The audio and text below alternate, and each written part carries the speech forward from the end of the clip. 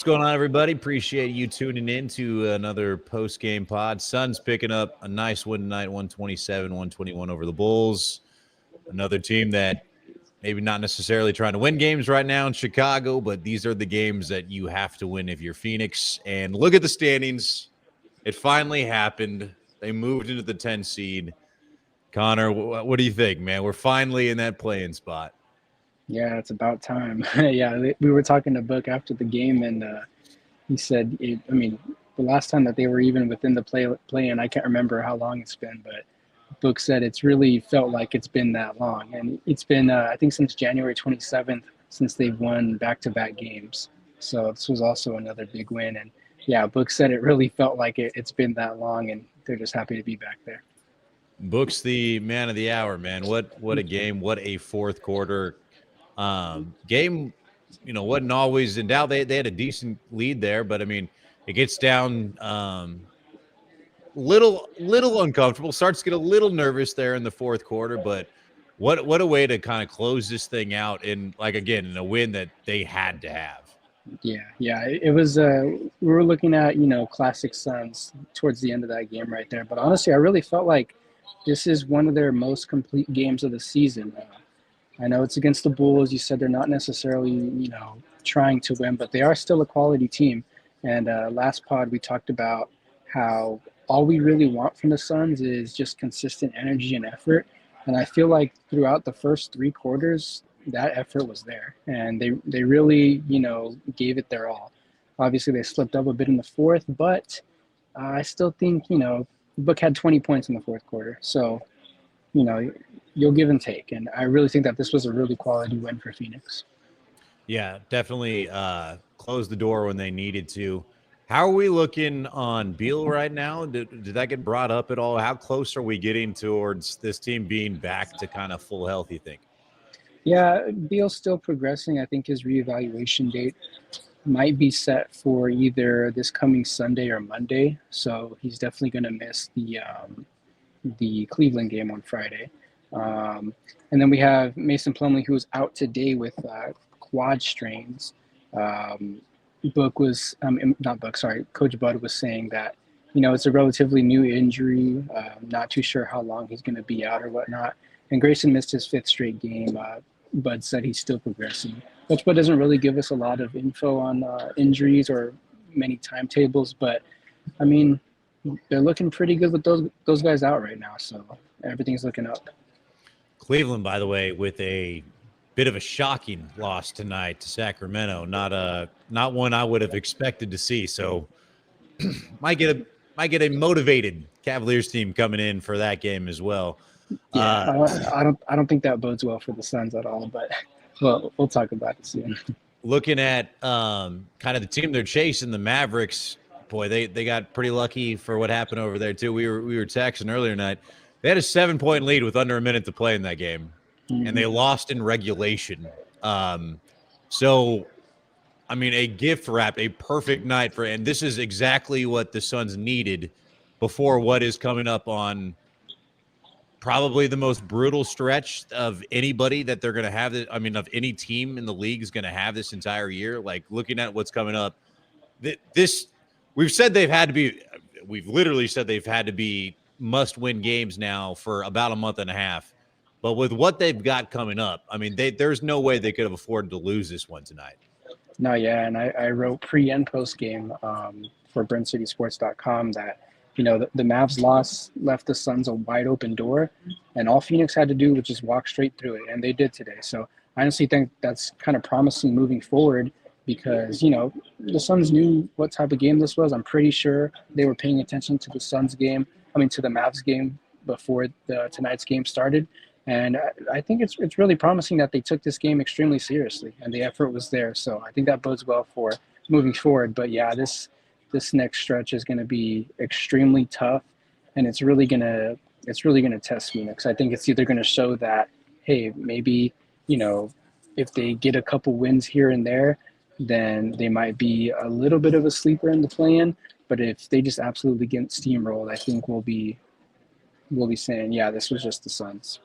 Yeah, I'm looking at the next 10 games, and I don't know if they'll be favored in any of them. Um, maybe the New York game with how poorly they've been playing for the last few weeks. And then the other coin flip would be Oklahoma City, only because that would be like their second to last or third to last game of the year. And they have such a lead on everybody that there's a good chance they're not going to play anybody in that game. As good as their bench is, like that, it's not a cakewalk by any means. But on this 10-game stretch, I mean, they go Cleveland, Milwaukee, Boston at home, at Minnesota, Houston at home, at Milwaukee, at Boston, at New York, Golden State at home, and then Oklahoma City. Realistically, hopefully, I mean, what is the bar? What are you hoping that they can pull out on something like that? What's a realistic goal for them to accomplish in that kind of a stretch? Yeah, I think with the news coming out that Anthony Davis is coming back for the Mavericks, probably Phoenix isn't going to be able to wait around and just watch the Mavs lose. The Suns are going to have to start stringing together wins. I think realistically, a goal should be, in 10 games, I think a goal should be 4 wins. I think that's very optimistic for them. I think if you come out of this stretch with the 4 wins, it'll bode really well for, staying in that 10th seed, maybe even moving up to the 9th seed. But yeah, 4 wins needs to happen. And I'm honestly super frightened that they don't come out of this stretch with a single win, because these are all juggernauts, and it's going to be a very tough stretch. I didn't want to say it, man, but like I have a hard time seeing a win in there. Um, in my mind, 3 wins would be like 4 wins would be. I think they would sign up for 4 wins in a heartbeat if you put that in front of them.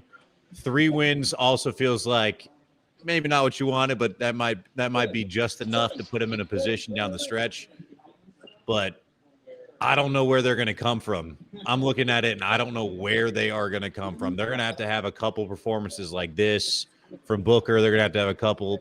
KD's going to have a couple nights where he just goes crazy, because I don't know exactly what ones you can circle and be like, this is the night, like for sure we got it, so we can make up one here and see what happens after that.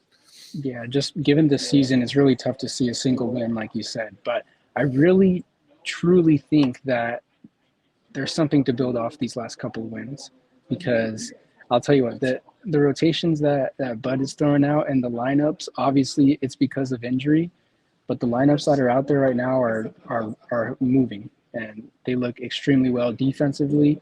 They look smooth offensively, and I think there's something to build off. Obviously we'll see if Mason gets back. I think if Mason gets back soon, Bud's just going to throw him right into the rotation and just mess up all of this momentum that they're building. It would be nice to have. Painful but true to hear. Yeah, it would be nice to have Brad and Grayson back in this specific iteration of the Suns. But I think they're humming right now, and I think there's a lot of momentum to be built off. Yeah, I thought we talked about it a little bit last time, but kind of another solid game from Ryan Dunn. Again, just getting minutes and getting opportunities. It feels like he always produces, but maybe it's just because of how much you're paying Beal, how much you're paying some of the other guys, that you just got to have them out there in some ways. And so if that's whatever it is, it just feels like when they're at their full health, he's the odd man out when it comes for Coach Bud.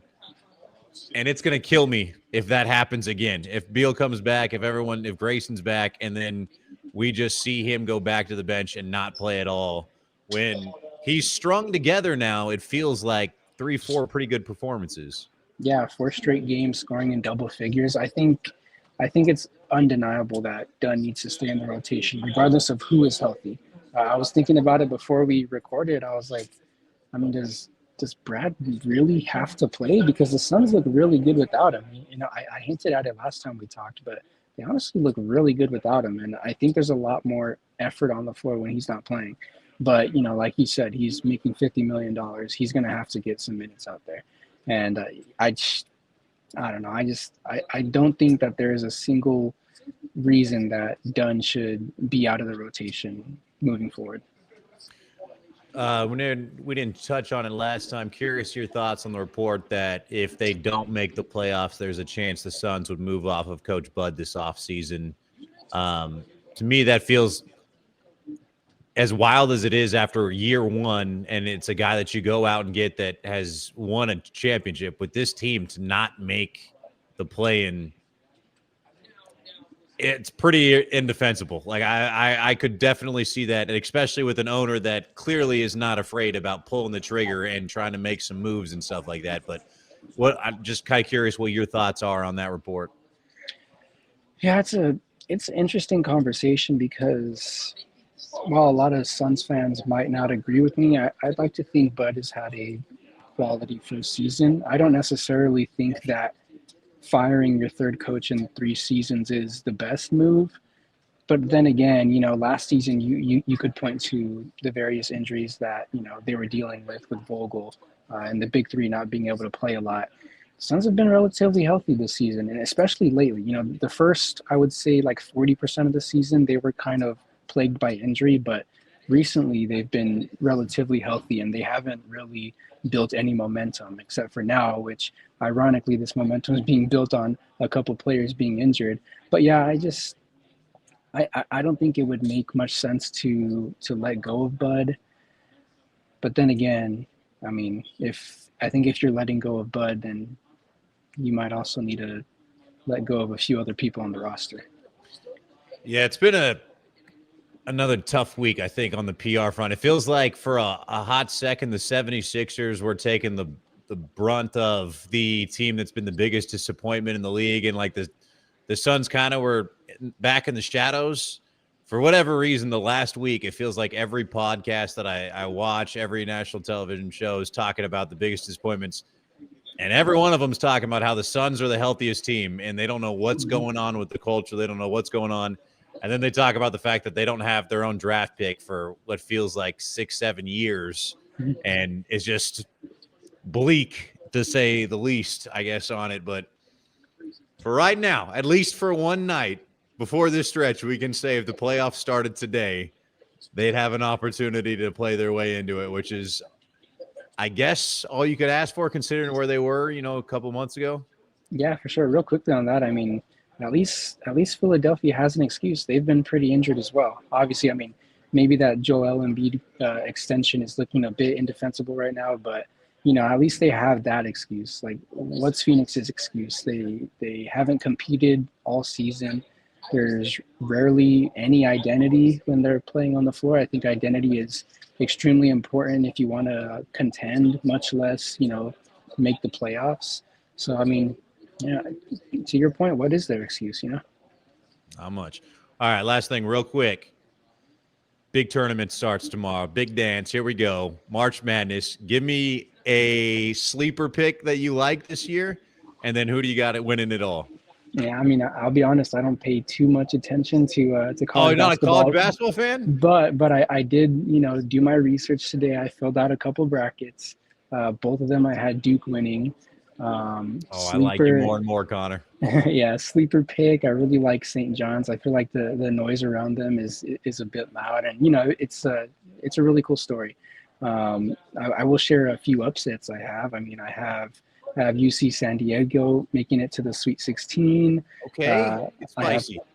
I have New Mexico making it to the round of 32. That's just one win, but yeah, I mean, I don't know too much, but I do enjoy filling out some brackets. It's my favorite time of the year. I make one bracket every year where I pick Duke to win it all, and then I make another bracket that I think is a little bit more reasonable. Yeah. We'll see. This year, actually, the Duke pick's maybe not going to be the worst one in the world, but yeah, maybe we'll see. Maybe we'll get the opportunity of picking out an NBA bracket, and maybe we'll have the Suns in there.